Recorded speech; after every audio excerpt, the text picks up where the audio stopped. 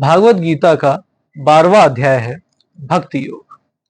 भक्ति योग में सबसे पहले श्री कृष्ण अर्जुन को बताते हैं कि जो भजन है वो दो प्रकार के होते हैं।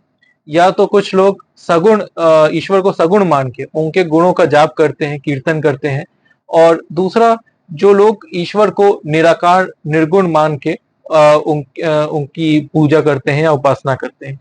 तो जो सगुण साधक है उनको श्री कृष्ण जी ने कहा कि ये उत्तम योगी है, और जो निर्गुण निराकार ब्रह्म की उपासना करते हैं उनके लिए कहा कि ये परमात्मा को प्राप्त होते हैं।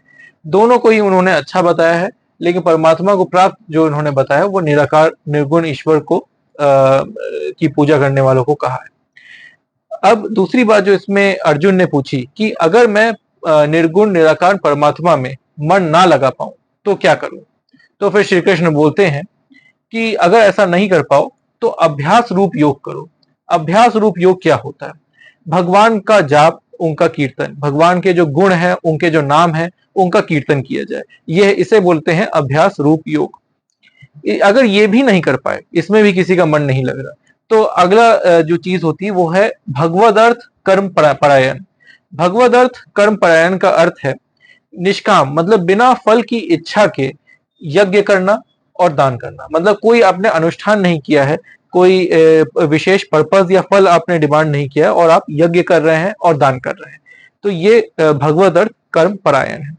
अगर कोई ये भी ना कर पाए तो उसके लिए है कर्म फल का त्याग। अगर कोई कर्म फल का त्याग कर देता है तो वो भी एक तरीका है परमात्मा में मन लगाने का। अब इसके बाद श्री कृष्ण अर्जुन को बताते हैं कि सबसे ऊपर जो है भावना वो त्याग को कहा गया है। त्याग से परम शांति मिलती है। त्याग के बाद दूसरे नंबर पर आता है ध्यान। ध्यान के बाद आता है ज्ञान, और ज्ञान के बाद सबसे नीचे आप बोल सकते हैं कि अभ्यास। इसलिए अभ्यास रूप योग को इन्होंने परमात्मा में मन से नीचे रखा है। इसके अलावा इन्होंने बताया है कि भक्त जो है वो कैसा होना चाहिए, क्योंकि हम भक्ति योग के बारे में पढ़ रहे हैं। तो भक्त जो है वो श्री कृष्ण कहते हैं कि अहंकार रहित होना चाहिए, सबसे पहले दुख रहित भी होना चाहिए, पक्षपात रहित होना चाहिए, और बाहर भीतर से शुद्ध होना चाहिए। तो बाहर से शुद्ध क्या हुआ कि अपने जो बाहरी आचरण है उसमें शुद्धता हो, और भीतर से शुद्ध हुआ कि जो भीतर के विचार है वो भी शुद्ध हो। तो ये श्री कृष्ण जी ने अर्जुन को बताया था भक्ति योग।